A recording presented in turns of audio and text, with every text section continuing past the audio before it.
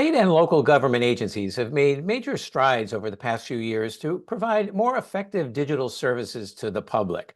But from the consumer's point of view, many agencies are still delivering what's the equivalent of Web 1.0 experiences in an age now where Web 2.0 digital experiences are expected, according to a new survey from PayIt.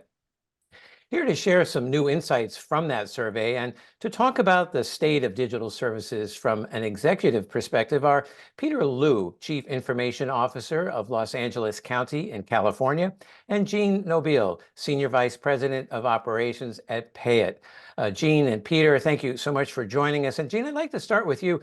Can you kind of level set us a bit on how you would describe the differences between Web 1.0 versus Web 2.0 digital experiences from the consumer's point of view?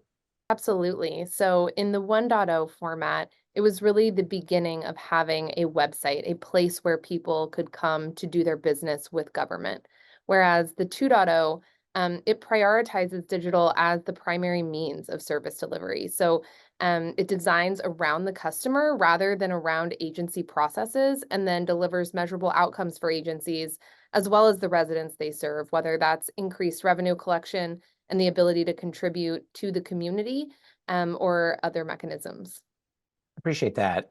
And then, Peter, I'm sure your agency, like many, are aspiring to get to this Web 2.0 kind of experience. But how would you characterize the sophistication, as it were, of digital services at your agency and what services you're able to deliver and the progress your organization has been making to kind of meet the public's expectations?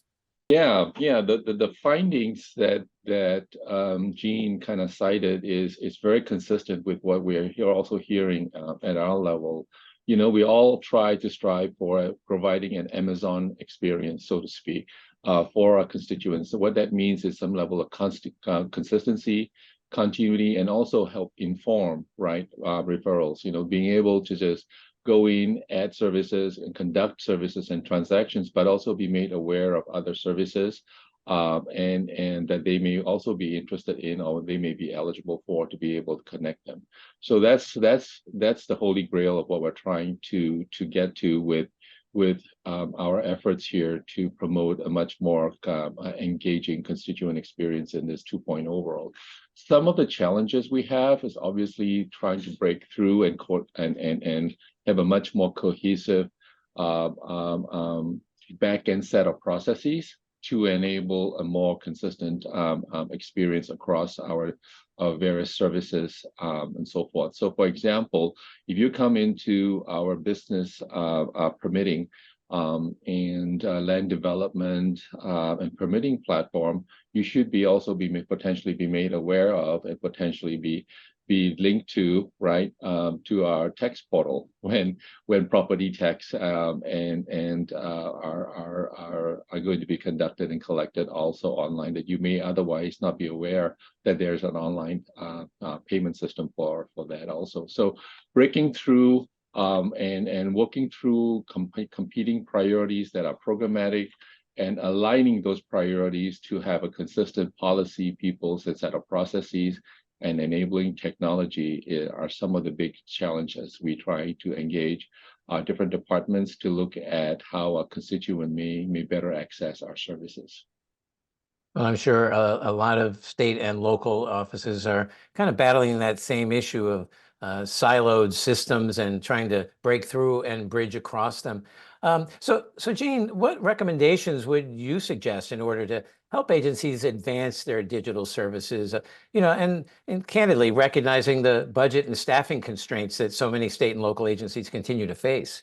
Yeah, I would say find partners who can help you with that. I think something that we've covered here is that designing around the consumer relies on systems that talk to the right back office processes and systems in a seamless way that don't, make it more difficult for your staff. And so there are certainly solutions in market that provide that, and they can do it at a cost-effective way.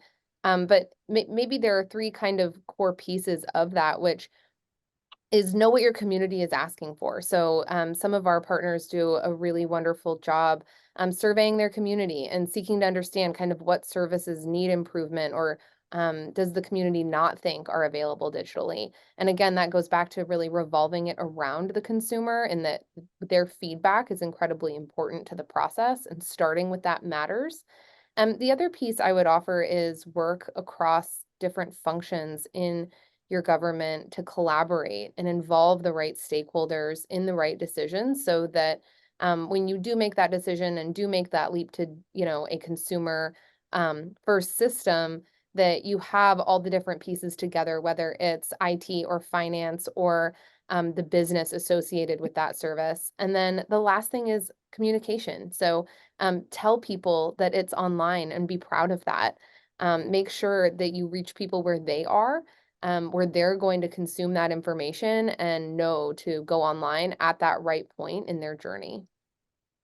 And then lastly, Peter, given all the IT modernization and security priorities that state and local IT leaders have to face, I'm curious, where do you see the need for fast tracking the digital experience of consumers kind of stacking up on that priority list? And what steps can executives like yourself do to kind of help give greater priority to that in the coming year?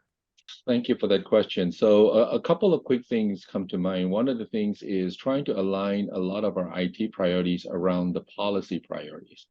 When we do that, then we can make it much more accessible for us to get priorities set the right way, budgeted the right way, and resourced the right way. So that's one thing that we always try to do, is how do we connect our IT priorities back to the policy and business priorities of the county. That's one. The other thing we also need to recognize is, traditionally IT has been, we build it internally, or we procure it as a system that we then manage and operate. I think more and more we really need to look at managed services and partnering with the right partners to accelerate our adoption of these new technologies and capabilities to enable these improved constituent experience and the digital priorities that we have established. I think between the two, those are key enablers for us.